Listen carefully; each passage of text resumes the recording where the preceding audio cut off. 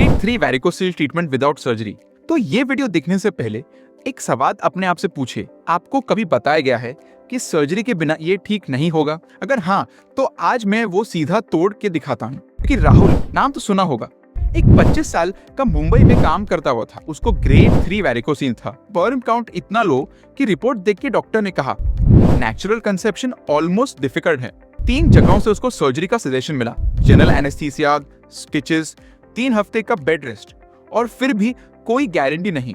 राहुल ने रिफ्यूज कर दिया। मेरे पास आया, हमने किया उसका एम्बोलाइजेशन। कोई चीरा नहीं, कोई टाका नहीं, कोई हॉस्पिटल एडमिशन नहीं। 1 घंटे का प्रोसीजर और सेम डे डिस्चार्ज, और अगले दिन से अपना सब रूटीन एक्टिविटीज चालू कर दिया। और 6 महीने बाद उसका स्पर्म काउंट बढ़ गया, मतलब नॉर्मल रेंज में आ गया। मोटिलिटी स्पर्म की इंप्रूव हुई और आज वो अपनी फैमिली प्लान कर रहा है। तो आप सोचेंगे, क्या ये पॉसिबल है डे 3 में, वो भी बिना सर्जरी के? इसका पूरा जवाब इस वीडियो में है। आज मैं आपको बताऊंगा कि ग्रेड 3 वैरिकोसील होता क्या है और ये क्यों ये सबसे सीरियस ग्रेड है। ये स्पर्म काउंट और फर्टिलिटी को एग्जैक्टली कैसे डिस्ट्रॉय करता है। एम्बोलाइजेशन क्या होता है, स्टेप बाय स्टेप सर्जरी से कैसे अलग है, और कितने टाइम में रिजल्ट्स एक्चुअली दिखता है। अगर आपको कोई भी सवाल है तो कमेंट सेक्शन में मैसेज कीजिए, मैं उसका पर्सनली जवाब दूंगा। नमस्ते दोस्तों, मेरा नाम है डॉक्टर अशोक बंसल और मैं कंसल्टेंट वैस्कुलर इंटरवेंशन न्यूरोलॉजिस्ट हूँ। मैंने हजारों पेशेंट्स के वैरिकोसील को ट्रीट किया है, वो भी बिना सर्जरी के, बिना जनरल एनेस्थीसिया के, और डे केयर प्रोसीजर, मतलब हमसे बात करते करते हमकी ट्रीटमेंट होती है। तो पहले ये समझते हैं कि वैरिकोसील होता क्या है। वैरिकोसील के 3 ग्रेड्स हैं। ग्रेड 1 सिर्फ अल्ट्रासाउंड में दिख रहा है बट हाथ से फील नहीं हो रहा है।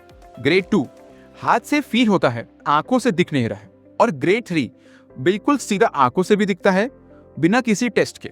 ये वो स्टेजेस हैं जब वेन्स इतनी डायलेट हो जाती हैं कि स्क्रोटम में एक बैग ऑफ वर्म्स जैसा फीलिंग होता है। तो ये स्पर्म काउंट को कैसे डिस्ट्रॉय करता है? वैरिकोसील्स का फॉल्टी ब्लड वहीं पे जमा हो जाता है। टेस्टिकल्स के पास वहां पे वार्म ब्लड जमा होता है, इससे टेम्परेचर बढ़ जाता है।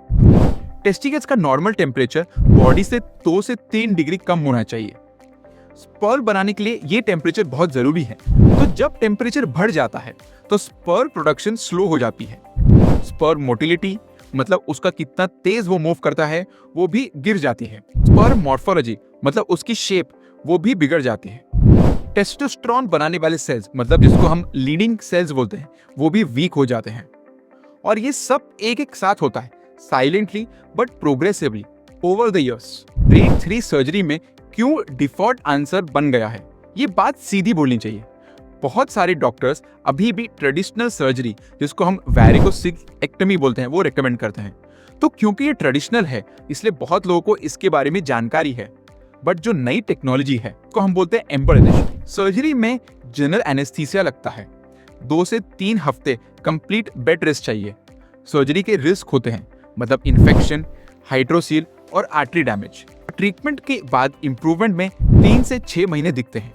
तो अगर रिजल्ट्स सेम टाइम पे आते हैं तो इतना इन्वेजिव क्यों जाने का?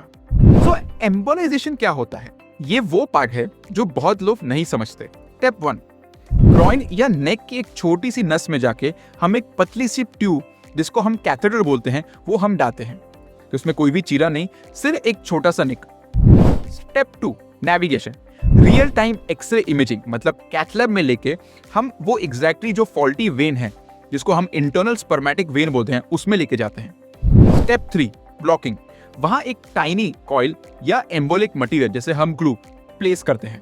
इससे फॉल्टी वेन्स बंद हो जाते हैं और वार्म ब्लड का पूलिंग बंद हो जाता है। स्टेप 4, पूरा प्रोसीजर 1 घंटे से कम में हो जाता है, लोकल एनेस्थीसिया, और पेशेंट पूरी तरह होशो आवाज में रहता है और सेम डे घर जा सकता है। तो सर्जरी वर्सेस एम्बोलाइजेशन को नंबर्स में कंपेयर करते हैं।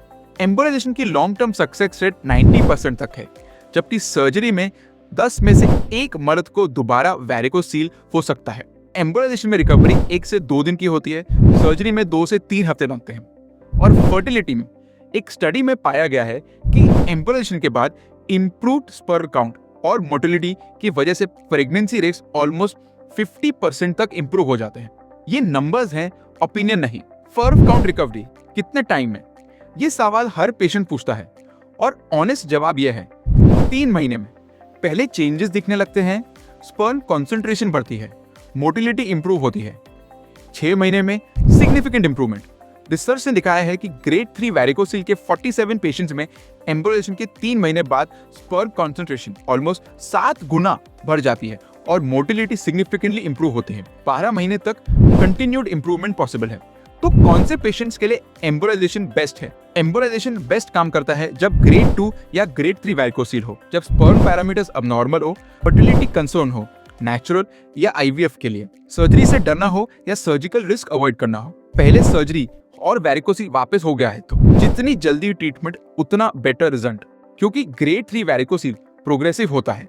हर साल जो आपने डिले किया, टेस्टिकुलर डैमेज और बढ़ता जाता है।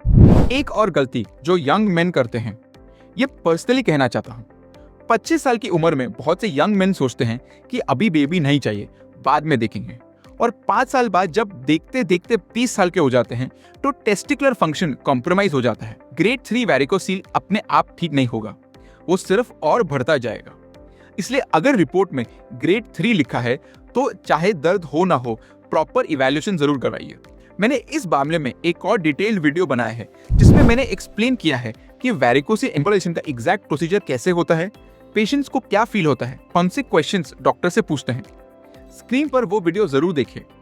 और अगर आपको कोई भी करीब वैरिकोसील से पीड़ित है तो कमेंट में लिखिए, मैं पर्सनली उसका रिप्लाई दूंगा। दोस्तों, मिलते हैं अगले वीडियो के पहले। अपना ध्यान रखिए, हेल्थ को सेहतमंद रखिए। धन्यवाद।